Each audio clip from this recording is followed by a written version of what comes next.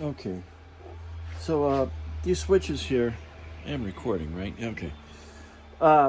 They have this kind of interesting screws on them. That's really not what is supposed to originally retain them. The original retainers are actually a spring clip that slides in to this square alcove, and it has two clips on it. One, two.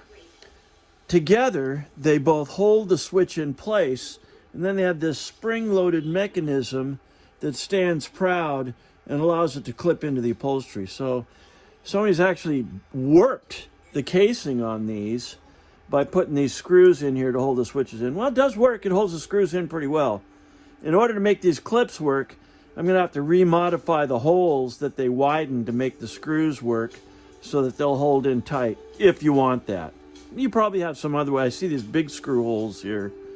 So you probably figured out a way to screw it in. So they're probably okay the way it is. But we've got here is a couple of light bulbs wired in series so that they draw 10 amps together. I went ahead and cleaned the contacts because once it's apart, you might as well clean them. They're all dirty. I'll show you a photograph of that later.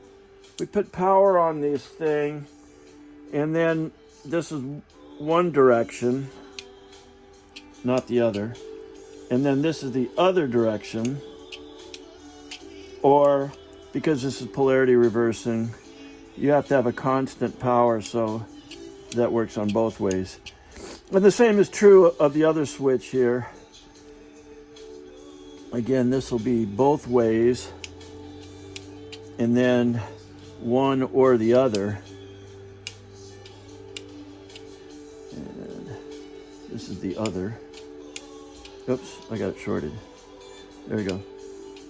And that way, yeah. So they're holding 10 amps. That's plenty. Now that they're clean, they were dirty. In any case, more information on the email I send you. Thanks for watching.